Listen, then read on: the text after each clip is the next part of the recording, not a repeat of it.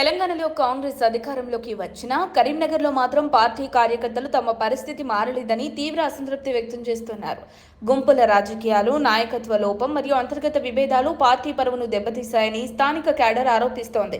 MLC ఎన్నికల సందర్భంగా చోటు చేసుకున్న పరిణామాలు కాంగ్రెస్లో అంతర్గత విభేదాలను మరింత లోతుగా బయటపెట్టాయి. నగరంలోని పార్టీ వాట్సాప్ గ్రూపుల్లో నాయకులు తమ అసంతృప్తిని వ్యక్తపరిచారు. ముఖ్యంగా పోలింగ్ సందర్భంగా డబ్బుల పంపిణీపై సంచలన ఆరోపణలు వెలువడ్డాయి. అనుభవం ఉన్న క్యాడర్ను పక్కన పెట్టి కొత్తగానే చేరిన వారికి బాధ్యతలు అప్పగించడం వివాదాస్పదంగా మారింది.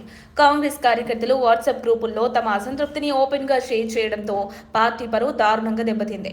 బూత్ల వద్ద డబ్బులు పంపిణీ చేసిన అంశంపై పలు ఆడియోలు సోషల్ మీడియాలో వైరల్ అయ్యాయి. కొందరు నూతన నేతలకు 50,000 రూపాయలు ఇచ్చారని, కానీ పార్టీకి నిబద్ధతతో ఉన్న తమలాంటి కార్యకర్తలను విస్మరించారని ఓ మహిళా నాయకురాలు తీవ్ర ఆవేదన వ్యక్తం చేశారు. డబ్బులు పంపిణీ చేసిన నేతలను ప్రశ్నిస్తూ తక్షణమే ఆ నిధులు తిరిగి ఇవ్వాలని డిమాండ్ చేశారు. కరీంనగర్ కాంగ్రెస్ లో ఒకరినొకరు నిందించుకునే పరిస్థితి నెలకొంది. పార్టీ అధికారంలో ఉన్న స్థానికంగా నాయకత్వం సమన్వయ లోపంతో వ్యవహరిస్తోందని క్యాడర్ ఆవేదన వ్యక్తం చేస్తోంది. ఇద్దరు మంత్రులు ఉన్నప్పటికీ కరీంనగర్ అభివృద్ధిపై సముచిత దృష్టి పెట్టడం లేదని అసంతృప్తి వ్యక్తమవుతోంది.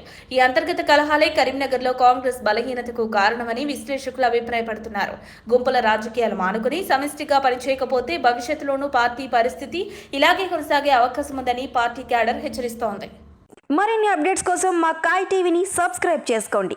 మా వీడియో కనుక మీకు నచ్చినట్లయితే లైక్ చేయండి, షేర్ చేయండి. మీ విలువైన అభిప్రాయాలను కామెంట్ బాక్స్లో తెలియజేయండి.